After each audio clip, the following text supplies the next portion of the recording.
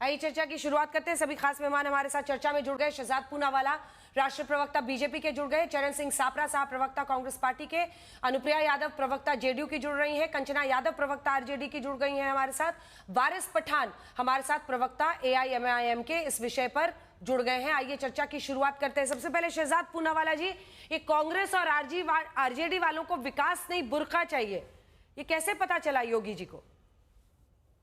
क्योंकि हमारा alliance SIM वाला अलायंस है। सिम का मतलब है एस से सुशासन, आई से ईमानदारी और एम से महिला सशक्तिकरण। दूसरा अलायंस है वो डिम वाला अलायंस है। इसीलिए डायनेस्टी, इनफाइटिंग और माफिया, रंगदारी, जंगलराज वालों ने ओसामा शहाब को अपना पहला सिंबल सौंपा, हमने एक दलित महिला को अपना पहला सिंबल सौंपा। इनके जंगलराज के 20 साल में 15-20 साल में 2% की ग्रोथ रेट थी, आज 12% तक की ग्रोथ रेट आई है। इनके पूरे 15-20 साल में 1.5 लाख टॉयलेट बने, हमारे यहाँ पर 1.5 करोड़ टॉयलेट बने। तो मोहित को भी मिला और मोहम्मद को भी मिला ना toilet. Tap water connection 1.5 lakh के करीब थे, वो 1.5 करोड़ तक पहुंचे। तो हमारे यहाँ पे शिल्पा को भी मिला और सुल्ताना को भी मिला ना। इनके यहाँ पर जिस प्रकार से विकास के ऊपर जंगलराज छाया रहा, तो उससे हिंदू भी प्रताड़ित हुआ, मुसलमान भी प्रताड़ित हुआ। और चलिए मैं आपको उदाहरण देता हूँ। अभी ये समाजवादी पार्टी, जिसका बिहार में कोई लेना देना नहीं, इलेक्शन कमीशन का बहुत साफ है, conduct of election rule 1961, rule 34, 35 और 60 सेक्शन आरपीए का, जो भी वोट करने जाएगा, जो भी महिला हो, हिंदू हो, मुस्लिम हो, उसकी चेकिंग होगी और एपिक कार्ड के साथ वेरीफाई किया जाएगा। समाजवादी पार्टी, जिसका बिहार में कोई स्टेक नहीं, एक पत्र लिखती है कि अगर पर्दा नशीन हो तो उसकी चेकिंग ना करवाई जाए। जबकि इलेक्शन कमिश्नर ने क्या बोला? उन्होंने बोला कि जो आंगनवाड़ी की सेविकाएं होंगी वो सबका वेरीफाई करेंगी, घूंघट हो या पर्दा नशीन हो, दोनों का वेरीफाई। घूंघट वालियों का तो उन्होंने जिक्र नहीं किया। केवल एक सांप्रदायिक नजरिया, कम्युनल नजरिया देखते हुए केवल ये बुरखे वाली को ही क्यों ये राहत मिलनी चाहिए कि उनकी चेकिंग ना हो और बाकी महिलाओं की हो? अगर आपको निजता का अगर चिंता थी महिलाओं की, तो दोनों के लिए बोलते, नहीं बोला। ये वही पार्टी है जिसने तो मुस्लिम आतंकियों को राहत मिलनी चाहिए कोर्ट में कहा था, तो कोर्ट ने फटकार लगाते हुए रोक लगा दी थी। तीसरी बात, आखिरी बात, एक समय पर गांधी मैदान में जो संविधान बचाओ के लिए इंदिरा गांधी के खिलाफ नारे देकर जमा हुए थे, वो इस बार किस लिए जमा हुए? इमारते शरिया के कार्यक्रम में जो सुप्रीम कोर्ट द्वारा अनुमोदित कानून, जो पार्लियामेंट द्वारा अनुमोदित वक्फ का कानून, उसकी पैरवी न करते हुए शरिया की पैरवी करने के लिए कौन? वही लोग। तो इसीलिए मुझे लगता है कि आज सामने बात निकल कर आ गई है कि हम विकास के साथ है। ये विभाजन, आखिरी बात 10 सेकंड में बोलता हूं, ये विभाजन के बीच में आपको एक उदाहरण और देता हूं। अंजना जी, हमारे देश में सभी भाषाओं का सम्मान है। तमिलनाडु में जहां पर कांग्रेस डीएमके की सरकार है, जहां पर डीएमके के लोग क्या क्या नहीं बोलते हिंदी भाषी लोगों के लिए, वहां पर एक बिल लाया गया है कि हिंदी भाषा को प्रतिबंधित करे। यह मैं आपको दिखा रहा हूं। ये बिल लाया गया है कि Hindi language should be prohibited इन तमिलनाडु। अब मैं पूछना चाहता हूं कि यदि ये लोग विभाजनकारी एजेंडे के साथ नहीं है, तो एक बार बता दे कि डीएमके की सरकार से कब रिश्ता तोड़ेंगी कांग्रेस पार्टी और आरजेडी? पहले कंचना जी बोले, उसके बाद से मैं आपके पास फौरन आऊंगी सापरा साहब। कंचना जी, 3 बातें, क्योंकि देखिए योगी आदित्यनाथ बढ़ चढ़कर ये मुद्दा कई जगहों पर उठा रहे हैं और हमने दिखाया भी कैसे तालियां बज रही थी जब वो ये कह रहे थे कि विकास नहीं चाहिए, इनको बुर्का चाहिए। 2 बातें, सबसे पहले तो यही कि क्या बुर्का हटाकर उनकी पहचान नहीं होनी चाहिए वोटर की, इसमें चुनाव आयोग ने क्या गलत किया है? दूसरा, ओसामा साहब, यही बार बार वो कह रहे हैं कि भाई ओसामा जो कि शहाबुद्दीन के बेटे हैं, उसको पहला पार्टी सिंबल देकर आप लोग भी ध्रुवीकरण का एक संकेत दे रही हैं। दोनों पर आपका जवाब। और वो कह रहे हैं कि हम मोहित को भी देखते हैं, मोहम्मद को भी देते हैं, और क्या बोला, एक सुनीता को भी और सुल्ताना को भी। ठीक है, हाँ, वो सबसे पहले तो मेरा सुन ले, सबसे पहले तो मेरा सवाल इलेक्शन कमीशन ऑफ इंडिया से ही है कि जब ट्रांसपेरेंसी के नाम पर हम उनसे फोटोज मांगते हैं सीसीटीवी के, तो कहते हैं आपकी बहनों माताओं की इज्जत का सवाल है, फोटोज नहीं दे सकते। अरे ये कह देते कि हाँ फोटोज हम देंगे, बस सिर्फ महिलाएं देखेंगी। हाँ, ये सवाल जरूर है। और कब नहीं रहा है अंजना जी, आप बताइए ना। हम भी तो सीधे कह रहे हैं कि इलेक्शन कमीशन ऑफ इंडिया सबसे पहले घुसपैठिए का मुद्दा बनाकर भारतीय जनता पार्टी को परोस कर देती है, कहती है ये लीजिए और जाइए बिहार में घुसपैठिए घुसपैठिए चिल्लाइए, ये आपका मुद्दा है। फिर वो फेल हो जाता है जब चुनाव आयोग खुद जवाब नहीं दे पाती है कि बिहार में घुसपैठिए कितने मिले। अब जब चुनाव आयोग ने बुर्का की भी बात की, पर्दा की भी बात की,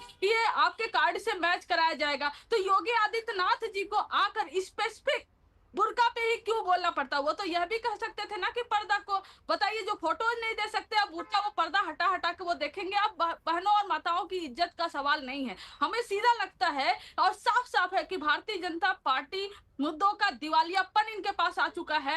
ये कभी घुसपैठिया ढूंढेंगे जो मिलेगा नहीं, और कहेंगे विपक्ष घुसपैठियों से वोट दिलाना चाहता है, फिर ये बुर्का झांकने तक पहुंच जाएंगे। भाई ट्रांसपेरेंसी होनी चाहिए, कौन नहीं चाहता? आइडेंटिटी कार्ड मैच होना चाहिए, कौन नहीं चाहता? लेकिन अगर योगी आदित्यनाथ एक प्रदेश के मुख्यमंत्री को आकर यह मुद्दा बनाना पड़े, तो समझिए कि आप लोग के पास कितना दिवालियापन है। बात आप आ जाइए जी। घुसपैठिया, अंजना जी, बुर्का, अंजना जी, योगी फैक्टर का यही अर्थ रह गया है क्या? अंजना बटेंगे जी, तो कटेंगे। हाँ अंजना जी, जब हम कहते हैं कि देश में घुसपैठिया नहीं होने चाहिए, तो इन लोगों के मन में ऐसी क्या बीमारी है कि वो सिर्फ मुसलमान को घुसपैठिया मानते हैं? हमने तो कभी ये नहीं कहा कि एक धर्म से आते, एक मजहब से आते घुसपैठिया। उल्टा जिन लोगों ने कहा घुसपैठिया को गैस सिलेंडर दे दो, जिन लोगों ने कहा कि घुसपैठियों को हटाएंगे तो बहुत बुरा हो जाएगा, दंगे हो जाएंगे, जिन लोगों ने कहा, सैयदा हमीद जैसे लोगों ने या सैम पित्रोदा जैसे लोगों ने, कि घुसपैठिया आ गए तो उनको रहने दो, वो लोग एक्चुअली प्रूव कर रहे हैं कि घुसपैठिया हो सकता है वोट बैंक के लिए उनको संरक्षण दिया जाता है। पहली बात। दूसरी बात, मुझे लगता है कि चलिए पार्टी 9th फेल के नेतृत्व में हो, पर कम से कम PhD स्कॉलर बनकर कोई अगर डिबेट में आता है तो उसको पता होना चाहिए कि इलेक्शन कमीशन नहीं तय करता कौन घुसपैठिया, इलेक्शन कमीशन संदिग्ध वोटर तय करता है। उसके बाद MHA तय करेगा कि घुसपैठिया कौन है, सारे कागज और सारे प्रमाण देखकर। और अभी तक जो 45-47 लाख नाम काटे गए, आज फर्स्ट फेज नॉमिनेशन का हो गया है। कितनी अपील आई वोटर लिस्ट के खिलाफ? अंजना जी जरा बताइए। एक को लिस्ट के खिलाफ एक को अपील नहीं आई, मतलब ये मान रहे हैं कि जिनको संदिग्ध कर निकाला गया है, कहीं ना कहीं वो गलत वोट थे, उसको काटा गया। उसे तीसरी सेकंड राउंड भी मिलेगा, सेकंड राउंड मिलेगा प्लीज। नहीं शहजाद जी, बाकी लोग इंतजार कर रहे हैं। कंचना जी छोटा सा रिस्पॉन्स।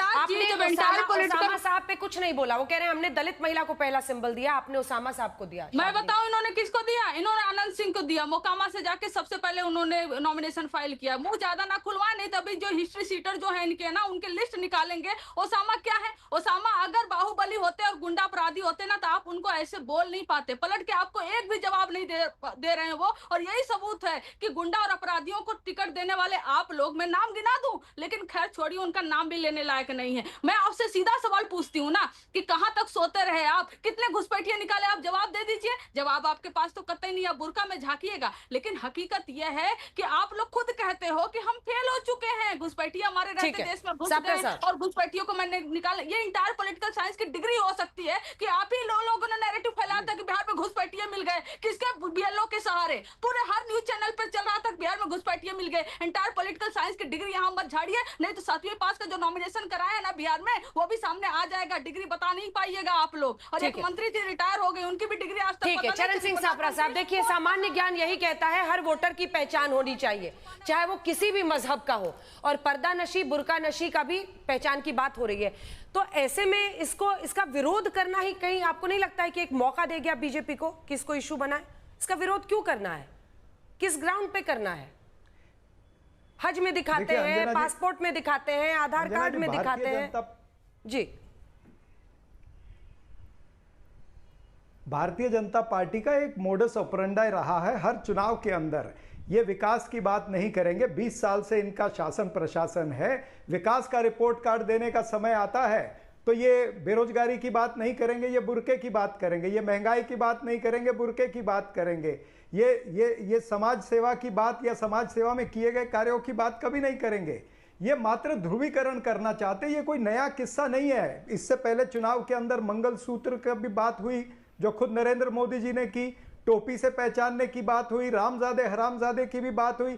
तो ये भारतीय जनता पार्टी का एक षड्यंत्र रहता है कि विकास के नैरेटिव, क्योंकि विकास इन्होंने किया नहीं है, विकास के नैरेटिव से बदल करके इसको ध्रुवीकरण के नैरेटिव पर ले जाए। ना ये बेरोजगारी पर बोलेंगे, ना ये भ्रष्टाचार पर बोलेंगे। भ्रष्टाचार के इतने प्रश्न बिहार के अंदर उठे हैं नीतीश कुमार की सरकार पर और बीजेपी की सरकार पर। जो कैग ने कहा 70,000 करोड़ का घोटाला हुआ है, उसके ऊपर ये उत्तर क्यों नहीं देते हैं? जो अडानी को 1050 एकड़ जमीन मात्र 1 रुपए में देना चाह रहे थे ये, या दे दी है उसको, तो उसके ऊपर ये उत्तर नहीं देते। वो क्या सदाचार है? वो भ्रष्टाचार नहीं हो रहा है? और फिर जो सम्राट चौधरी पर लगे आरोप है, या अशोक चौधरी पर लगे हैं, या दिलीप जायसवाल पर लगे हुए आरोप है, इनके ऊपर भारतीय जनता पार्टी नहीं बोल सकती है। इनके तो मैं ये बताना चाहूंगा कि 17 दिन में 12 पुल गिर जाएं तो भी इनकी जुबान नहीं खुलती योगी आदित्यनाथ की, और 2 साल में अगर 32 पुल गिर जाएं तो भी वो भ्रष्टाचार नहीं होता है। इनके पास तो ऐसे चूहे हैं जो 9 लाख लीटर शराब पी जाते हैं, और ऐसे चूहे हैं जो 1100 करोड़ का अनुप्रिया जी को दिखाइए। शहजाद जी थोड़ा सा रुक जाइए। योगी आदित्यनाथ बात करेंगे बुरके की। अनुप्रिया जी, हाँ, इसका जवाब दीजिए। इन मुद्दों पर जवाब क्यों नहीं देते हैं? और वो बार बार जो कंचना जी कह रहे हैं कि बुरके में झांकना चाहते हैं ये लोग, जेडीयू वाले चाहते हैं ये सब हो? अंजना जी, कांग्रेस ने एक चलन लाया है पूरे देश में कि झूठ बोलो कि राजनीति करो, और कांग्रेस के पद चिन्हों पे उनके सहयोगी दल चलना चालू कर दिए। इनको बहुत मजा आ रहा है कि विदेश में कभी कह देंगे कि ईवीएम में चोरी होती है, वोट चोरी हो जाती है, ईवीएम खराब हो जाता है, कभी कहेंगे संविधान खतरे में हो गया है, और इसी नैरेटिव पे इनको जो बहुमत मिली है 99 पे, जिसपे आउट हो गया है चरण जी, इसी नैरेटिव पे आजकल कंचना जी भी चलना चालू कर दी। देखिए, ये विपक्ष ने ही ये नैरेटिव उठाया है।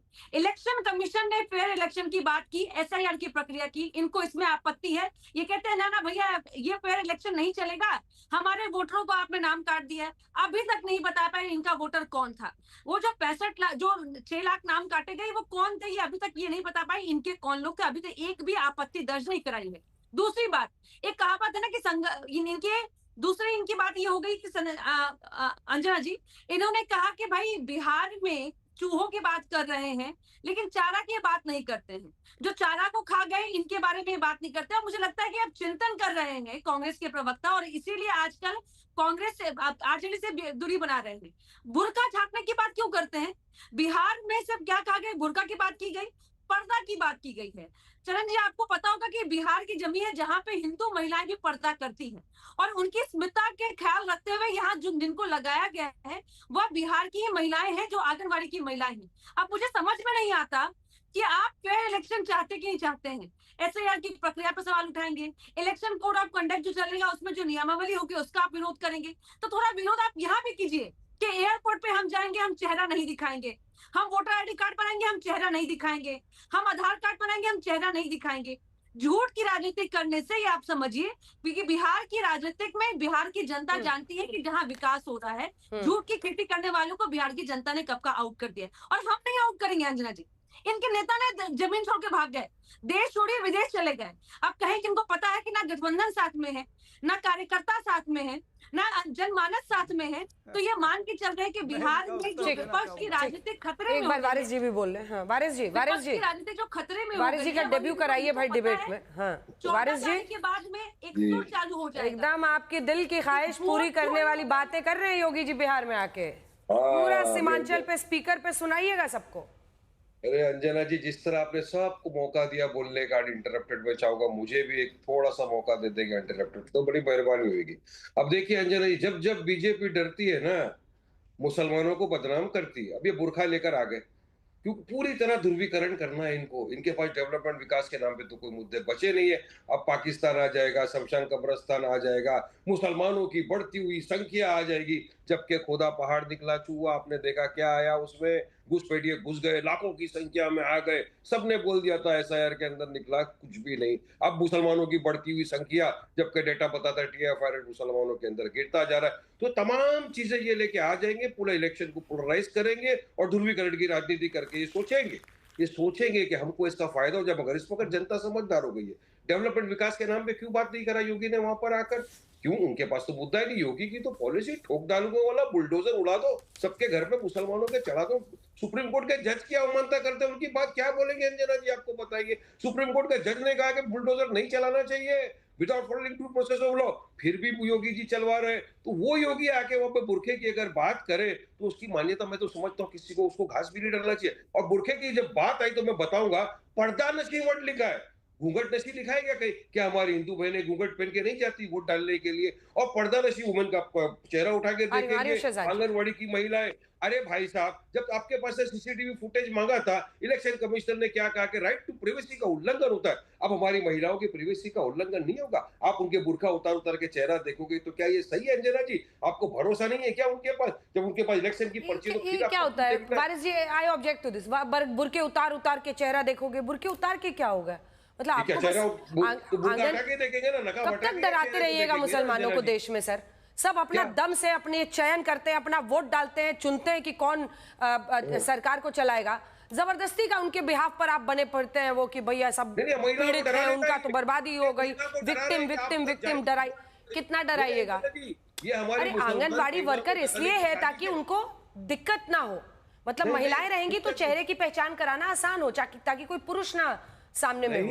नहीं, आप गलत बोल रहे हो। ये हमारी महिलाओं को डराने की साजिश है कि आप वारिस जी जवाब दीजिए। वो कह रहे हैं डराने के लिए आपके चेहरे से नकाब उठाया जाएगा ताकि हमारा वोटिंग परसेंटेज कम हो, वोट न डाला जाए। इस वजह से ये साजिश चलती जा रही है लोगों की। अंजना जी, आप क्या बोल रहे हो? क्यों घूंघट नशी का नाम नहीं डालते? हमारे वारिस जी जवाब सुन लीजिए, जवाब सुन शहजाद जी। देखिए, ऐसा है, यहाँ पर जो बीबीसी बुरखे पर भड़काने वाली कमेटी जो बैठी है बीबीसी, क्या सुप्रीम कोर्ट ने 2010 के आजम खान केस में जब बोला था कि बुरखा उठाकर चेकिंग होगी वोटर की, तो क्या सुप्रीम कोर्ट बुरखा उठा कर लोगों का ध्रुवीकरण करा रहा था या मुसलमानों को डरा रहा था क्या? दूसरी बात, अंजना जी, मैं आपका शो देखता भी हूँ, आता ही नहीं, देखता भी हूँ। आपने 2-3 दिन पहले वो अनुराग भदौरिया हमारे हरे कुर्ते वाले बैठे थे, तो आपने उनको समाजवादी पार्टी का लेटर दिखाया और बोला बताओ घूंघट कहाँ लिखा है, अनुराग बताओ। तो उनका पूरा शरीर हिलने लगा, पर एक भी बार बता नहीं पाए कि घूंघट किधर है उसमें। आप दोनों का जिक्र करते ना, आप तो बहुत सेक्युलर है, आपने केवल बुरखे वाली को एक रिलीफ मिले और घूंघट वाली के बारे में एकदम चुप। हम तो कह रहे भाई दोनों की चेकिंग हो, जो सुप्रीम कोर्ट और इलेक्शन कमीशन के रूल है उसके साथ, पर उसके ऊपर आप लोग बवाल सांप्रदायिक दृष्टि से। चलिए, हम सांप्रदायिक है ना अंजना जी, एक चैलेंज देता हूं। मेरी पार्टी बोलती है यूसीसी होना चाहिए, uniform civil code, criminal code uniform है। इनकी पार्टी है क्या साथ में? मेरी पार्टी बोलती है सुप्रीम कोर्ट और पार्लियामेंट द्वारा वक्फ का कानून जो है वो होना चाहिए। ये शरिया की वकालत करते हैं। और आखिरी बात, ये जो अलायंस है ना, बीबीसी अलायंस, अब इनका जो फर्जी बुरका हिपोक्रेसी का वो उठाता हूं। कांग्रेस की साथी है ना उद्धव सेना का बयान है बुरखा तो पूरा बैन हो जाए, नेशनल सिक्योरिटी थ्रेट माना है। श्रीलंका में एक बैन लगा था तो उसके बाद सामना में बड़ा बड़ा आर्टिकल लिखा था इन लोगों ने कि ये बुरखा जो है ये नेशनल सिक्योरिटी का थ्रेट है, इसको बैन कर दो। और मैंने जो स्टार्टिंग में एक पॉइंट रेज किया अंजना जी, हिंदी पर बैन जो डीएमके की सरकार ने प्रपोज किया, इस पर ये तीनों लोग चुप है। ये कांग्रेस भी चुप है और ये डीएमके की साथी आरजेडी भी चुप है, और चलो वारिस भाई तो वैसे भी उर्दू की वकालत करते हैं, उनको तो हिंदी से कोई लेन देन नहीं, वो भी चुप है। जवाब दीजिए इसका वारिस जी, छोटा सा, एकदम छोटा सा। और पर्दानशी का है, पर्दानशी में तो घूंघट भी आता है। कानून के इतने बड़े रक्षक बन गए। मैं तो बोलता हूँ कानून की आप पालन करो, संविधान का आप कब मानते हो?